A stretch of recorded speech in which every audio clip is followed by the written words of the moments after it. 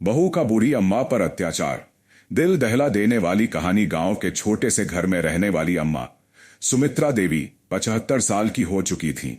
उनका बेटा रमेश और बहू सविता उनके साथ रहते थे। अम्मा ने अपनी पूरी जिंदगी अपने बेटे को पालने में लगा दी, लेकिन अब जब वह बुजुर्ग हो गई तो बहू उन्हें बोझ समझने लगी।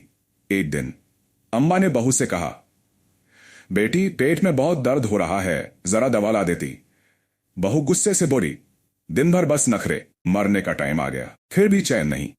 अत्याचार की हदें तब पार हो गई जब सविता ने अम्मा का खाना बंद कर दिया, उन्हें गाली देने लगी और बेटे से कहने लगी कि अम्मा को वृद्धाश्रम छोड़ दो, नहीं तो मैं इस घर में नहीं रहूंगी। रमेश, जो अपनी पत्नी के इशारों पर चलता था, अगले ही दिन अम्मा को वृद्धाश्रम छोड़ आया। अम्मा की आंखों से आंसू नहीं रुके। उन्होंने बेटे से कहा, बेटा एक दिन जब तेरा वक्त आएगा तब तुझे एहसास होगा कि मां को ठुकराने का दर्द क्या होता है। अम्मा की भविष्यवाणी सही निकली।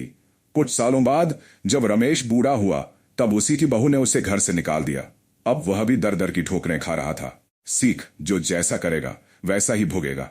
माता पिता का सम्मान करें, क्योंकि बुढ़ापा सबका आता है।